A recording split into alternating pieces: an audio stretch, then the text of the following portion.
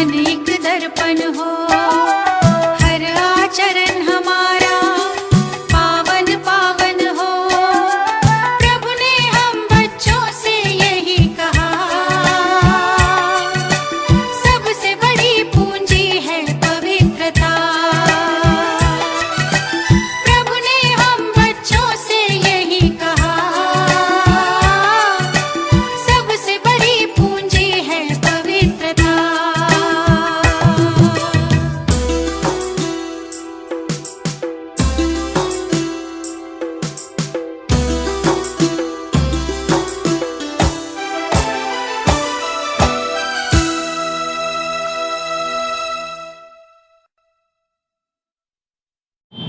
ओम शांति। आज 28 सितंबर 2021 के ईश्वर के अनमोल महावाक्य। मीठे बच्चे, बाप आए हैं तुम्हें पुजारी से पूज्य बनाने। मीठे बच्चे, बाप आए हैं तुम्हें पुजारी से पूज्य बनाने। पूज्य से पुजारी और पुजारी से पूज्य बनने की पूरी कहानी तुम बच्चे जानते हो। भगवान आए हैं तुम्हें पुजारी से पूज्य बनाने। भगवान ने क्या बताया कि बच्चे तुम ही ऐसे सतयुगी देवी देवताएं जैसे थे। तुम ही 16 कला संपूर्ण निर्विकारी मर्यादा पुरुषोत्तम दिव्य गुणधारी थे। आज तुम्हारी स्थिति क्या बन गई है?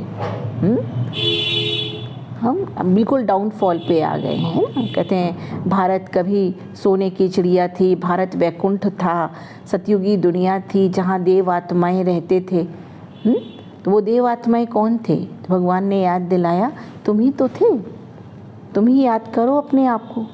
वो देवी देवताओं जैसी तुम्हारी चरित्र, तुम्हारा जीवन कितना खुशहाल था। अभी क्या हो गया है? हम धर्म भ्रष्ट और कर्म भ्रष्ट बन पड़े हैं। बिल्कुल ही पापाचार भ्रष्टाचार हमारे मन में आ गया है, समाज में आ गया है और हम पूज्य थे। अभी भगवान फिर से याद दिला रहे हैं। ऐसे कहते हैं ना, बापूजी की बहुत बड़ी कल्पना थी कि भारत फिर से राम राज्य बने, भारत फिर से स्वर्ग बने। तो ऐसे हम अपने पूर्वजों की कल्पना को साकार करने वाले हम भगवान के बच्चे ये दृढ़ निश्चय करें कि मुझे भी अपने पूज्य जैसा ही बनना है।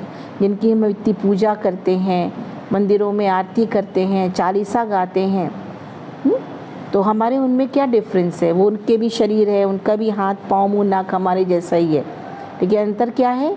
वो गुणवान है और हम अवगुण वाले बन गए। केवल यही फ़र्क हो गया। अभी फिर से क्या करना है?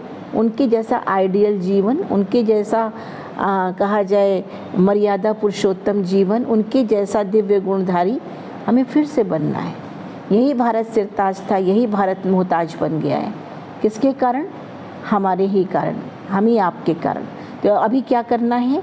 यही भारत फिर से सिरताज बनेगा, यही भारत सारे विश्व पर राज्य करेगा, यही भारत फिर से क्या बने? देव नगरी बनेगा, देव युग बनेगा। लेकिन कैसे बनेगा? हमारी आपकी सोच से। केवल इसको चेंज करना है, अपनी सोच को। अपने सोच हमारी अगर शुभ भावना शुभ कामना वाली होगी, स्वयं के प्रति भी अन्य के प्रति भी अगर श्रेष्ठ होगी, तो हम क्या करेंगे? अपने अंदर परिवर्तन लाएंगे। और जब परिवर्तन लाएंगे तो हमारा जीवन कैसा होगा? पूज्य बनता जाएगा, श्रेष्ठ बनता जाएगा। भगवान ने बताया वो देव आत्माएं कौन है? आप ही तो हो। आपकी ही पूजा हो रही है, आप अपनी ही पूजा कर रहे हो, समझो। वो आप ही थे और आप ही फिर से क्या हो गए? पूज्य से पुजारी बन गए। अभी पुजारी से फिर पूज्य बनना है।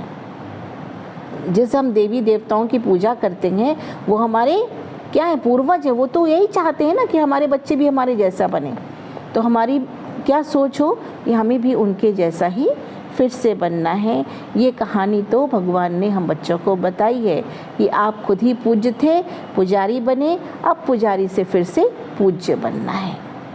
प्रश्न: कौन सी बात दुनिया वालों के लिए असंभव लगती और तुम सहज उसे अपने जीवन में धारण करते हो? कौन सी बात दुनिया वालों के लिए असंभव लगती और तुम सहज उसे अपने जीवन में धारण करते हो? उत्तर क्या है? दुनिया वाले समझते हैं कि गृहस्थ व्यवहार में रहते पवित्र रहना ये तो बिल्कुल असंभव है। घर गृहस्थ में रह करके अपने जीवन को पवित्र और योगी बनाएं, ये तो बिल्कुल ही असंभव है। मन वचन कर्म श्रेष्ठ धारणाएं अपनाएं, ये तो बिल्कुल असंभव है। और तुम सहज धारण कर लेते, जिसने समझ लिया वो धारण कर लेता है, क्योंकि जानते हो इससे स्वर्ग की बादशाही मिलती है। हम कुछ करें ना और सोचे हमको बहुत कुछ मिल जाए, कैसे होगा? कुछ त्याग से ही तो प्राप्ति होगी। कुछ त्याग करेंगे तब तो प्राप्ति है ना। त्याग का दूसरा नाम है प्राप्ति। त्यागवान ही भाग्यवान है। हम विकारों का त्याग ना करें, हम अपवित्रता का त्याग ना करें, हम वैसे के वैसे रहें और हम चाहें कि हमारा भाग्य बन जाए, ऊंच प्राप्ति हो जाए, हम स्वर्ग में चले जाएं, कैसे जा सकते हैं? इसलिए भगवान कहते कि ये तो बहुत सिंपल है। स्वपरिवर्तन करेंगे तो अपने आप ही चेंजेस आएंगे। तो ये बहुत सस्ता सौदा हुआ ना सस्ता सौदा। हमने भगवान को कुछ दिया नहीं, भगवान हमसे कुछ नहीं लेता है, केवल हमारे अवगुणों को लेता है। वो हमारे अंदर के गरल को पी लेता है, विष को पीता है, ठीक है ना। इसलिए गरल क्या है? वही बुराइयाँ। तो भगवान कहते कितना सस्ता सौदा है। लेते हम क्या है और देते हम क्या है? एक्सचेंज ऑफर है। हम देते हैं उनको क्या है? अपने अंदर की बुराइयां देते हैं, बुराइयों का दान करते हैं, दृढ़ निश्चय करते हैं कि अब से हम ये बुराई नहीं अपने अंदर लाएंगे, ये परिवर्तन करेंगे। तो जब हम दृढ़ निश्चयी हो जाते हैं, स्व परिवर्तन करने के लिए पक्के हो जाते हैं, तो ये सौदा पक्का, ये डील हो गई। क्या डील हो गई? परमात्मा से हमारा सौदा पक्का। क्या? कि हमें बुराइयां दे करके अपने अंदर दिव्य गुण धारण करके सतयुगी बादशाही प्राप्त करनी ही है। ये कितनी अच्छी बात है, भगवान हमें ऑफ़र कर रहा है और हम उस ऑफ़र को न समझें और उस ऑफ़र को मना लेंगे नहीं तो फिर क्या होगा? प्राप्ति कुछ नहीं होगी। एक गीत है, ये कौन आज आया सवेरे सवेरे। ये सवेरा तो रोज़ होता है, डेली होता है, कल भी सवेरा हुआ था, आज भी सवेरा हो गया। लेकिन यहाँ पे गीत का तात्पर्य बहुत ही बेहद का है कि कौन आज आया सवेरे सवेरे। अब ये कलयुग रूपी रात जा रही है और सतयुगी रूपी सुबह आ रही है। कौन आया? परमात्मा आए, हमें दिव्य ज्ञान देने, हमारे दिव्य चक्षु खोलने, हमारे बुद्धि के नेत्र खोलने। तो भगवान ने आकर के हमें जगाया है। अच्छा, मीठे मीठे सिकिलधे बच्चों प्रति माता पिता बाप दादा का याद प्यार और गुड मॉर्निंग। रूहानी बाप की रूहानी बच्चों को नमस्ते। हम बच्चों की भी शिव बाबा को, माता पिता को बहुत बहुत याद प्यार और नमस्ते, गुड मॉर्निंग। आज के महावाक्य का मुख्य सार क्या है? धारणा के लिए मुख्य सार फर्स्ट, इस कल्याणकारी युग में एक बाप से ही सच्ची सत्यनारायण की कथा, अमर कथा सुननी है। ये कौन सा समय चल रहा है? कल्याणकारी। क्यों कल्याणकारी है? क्योंकि कल्याणकारी स्वयं शिव परमात्मा हम बच्चों को पढ़ा रहे हैं। तो ये कल्याणकारी संगम योग है, जहाँ आत्मा और परमात्मा का संगम अर्थात मिलन हो रहा है। तो ऐसे समय पर ये सच्ची सच्ची सत्यनारायण की कथा, सत्यनारायण की कथा सुनते हैं ना। भगवान कह रहे सच्ची सच्चे नारायण पद की प्राप्ति हम भी कैसे करें, ये कथा परमात्मा सिखा रहे हैं कि बच्चे तुम नर से नारायण और नारी से लक्ष्मी कैसे बन सकते हो। ये ऑब्जेक्ट दे रहे हैं हमें। तो कह रहे हैं कि ऐसी सच्ची सच्ची सत्यनारायण की कथा, अमर कथा सुननी है। यही अमर कथा है। बाकी जो कुछ सुना है उसे भूल जाना है। दुनिया की बातें, इधर उधर की बातें, पर चिंतन की बातें या कोई भी बातें हमने अभी तक सुन रखी हैं, उसे भूलना है और एक परमात्मा से प्रीत रख करके स्व परिवर्तन का बीड़ा उठाना है कि हमें भी ऐसे सच्चे सच्चे नारायण पद की प्राप्ति करनी ही है। सेकंड पॉइंट, सतयुगी बादशाही लेने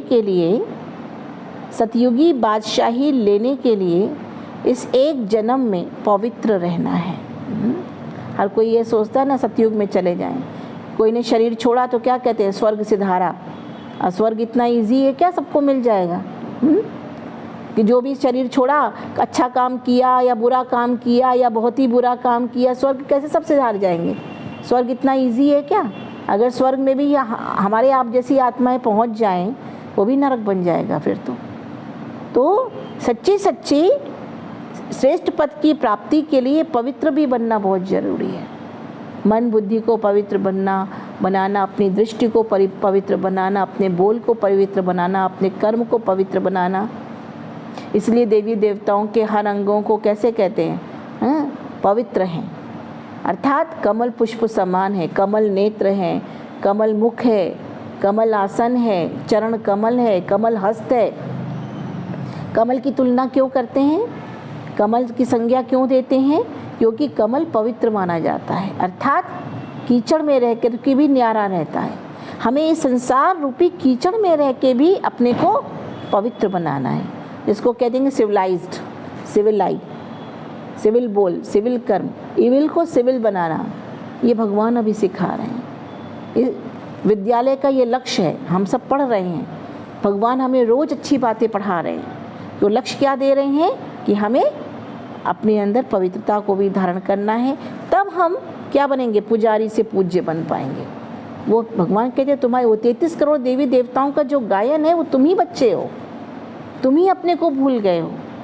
तुम ये भूल गए हो कि हम ही इतने महान श्रेष्ठ थे, भारत में राज्य करते थे, भारत सतयुगी राज्य था। तो फिर से वैसा स्वराज्य स्थापन करने के लिए तुम्हें क्या करना पड़ेगा? ये सब परिवर्तन करना पड़ेगा। अर्थात अपनी दृष्टिकोण को, अपनी दृष्टि को, वृत्ति को, कृति को चेंज करेंगे तो सृष्टि अपने आप बदलेगी। फरिश्ते बनने का पुरुषार्थ करना है। फरिश्ते क्या करते हैं? अच्छा काम करने के लिए सृष्टि पे आते हैं। फरिश्ते उड़ते रहते हैं। फरिश्ते अर्थात जिनका इस फर्श से कोई रिश्ता नहीं। हम बच्चे भी आए हैं इस सृष्टि पर रोल करने के लिए, और रोल करके वापस घर जाएंगे। फरिश्ते माना ये देह की दुनिया, देह के लोग हैं, देह के संबंध जो हैं, इनसे रिश्ते हमारे टेम्परेरी हैं। तो फरिश्ते समझे ना अपने आप को, मैं फरिश्ता हूँ। फरिश्ता माना देह, अपनी भी देह से कोई रिश्ता नहीं। मैं आत्मा इस देह रूपी कॉस्ट्यूम में आई हूँ और धारण करके पार्ट प्ले कर रही हूँ, और उसके बाद देह रूपी कॉस्ट्यूम को यहीं छोड़ करके वापस चले जाऊँगी। तो हम सब फरिश्ते अपने को अनुभव करें। फरिश्ते अर्थात श्रेष्ठ कर्म करने वाले, और दुनिया से कोई रिश्ते नहीं। रिश्ते निभाने भी हैं, क्योंकि हम लोग इस सृष्टि पर हैं, रंगमंच पर हैं, पार्ट प्ले कर रहे हैं, निभाने भी हैं, लेकिन निभाते भी जैसे कि न्यारे। कैसे न्यारे? जैसे पानी में क्या चलती है? नाव पानी में ही रहती है, पानी से अलग नहीं जाती, लेकिन ऊपर तैरती है, न्यारी रहती है। अगर पानी उसके अंदर आ गया तो क्या होगा? नाव डूब जाएगी। तो भगवान कहते हैं ऐसे फरिश्ते अर्थात न्यारे, अर्थात उड़ने वाले, अर्थात जिनके अंदर उमंग उत्साह के पंख लगे हों, जिनके अंदर ज्ञान योग के पंख लगे हों, इससे उड़ने वाले, अर्थात सबसे न्यारे और भगवान के प्यारे। जैसे परमात्मा सारी दुनिया से न्यारा है और सारी दुनिया का प्यारा है, सब उसे प्यार करते हैं। तो भगवान के बच्चे भी कैसे हों? सबसे न्यारे, सबके प्यारे। आज का वरदान, बालक सो मालिकपन की स्मृति से, बालक सो मालिकपन की स्मृति से सर्व खजानों के अधिकारी प्राप्ति संपन्न भव। बालक सो मालिकपन की स्मृति से सर्व खजानों के अधिकारी प्राप्ति संपन्न भव। हम किसके बालक हैं? परमात्मा के बच्चे हैं, मालिक भी हैं, ठीक है ना भाई? बच्चे बना मालिक। राजा का बच्चा क्या होगा? उसका बच्चा भी है, और उस राज्य का वो भी मालिक है, वो भी राजकुमार है। तो भगवान के बच्चे अर्थात बालक सो मालिक, ऐसे सर्व खजानों के अधिकारी अर्थात क्या करें?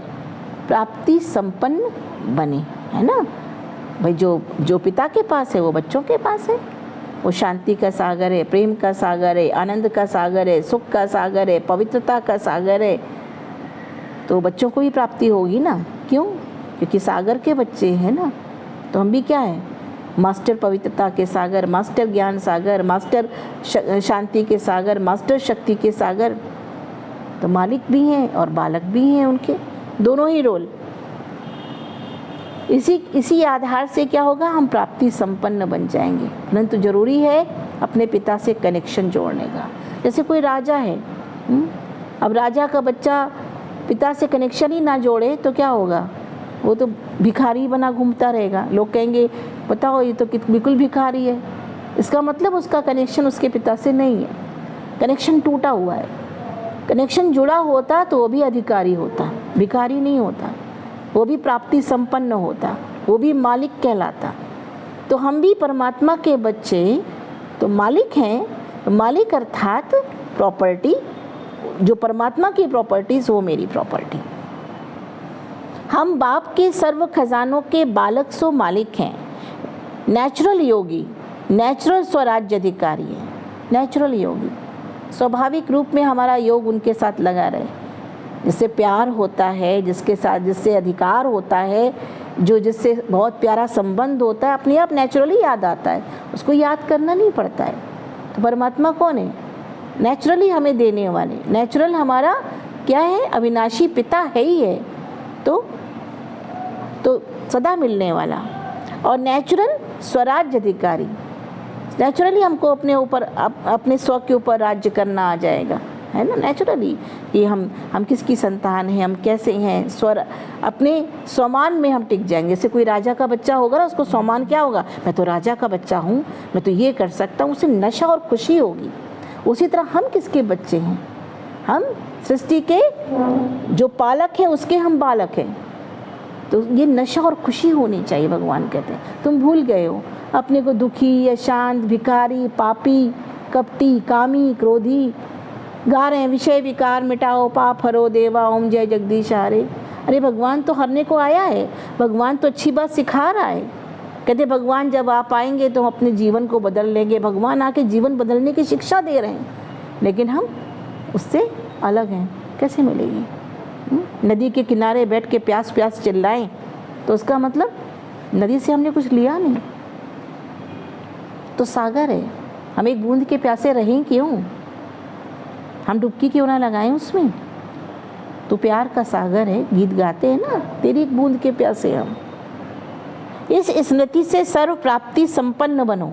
भगवान कहते हैं मैं ही बालक, मैं ही मालिक, और अपने ऊपर स्वराज्य अधिकारी बनो, स्व के ऊपर राज्य करो, स्व कंट्रोलर बनो। तो क्या करेंगे, दोनों बनेंगे, बालक सो मालिक। यही गीत सदा गाते रहो कि पाना था सो पा लिया, अब कुछ पाना नहीं।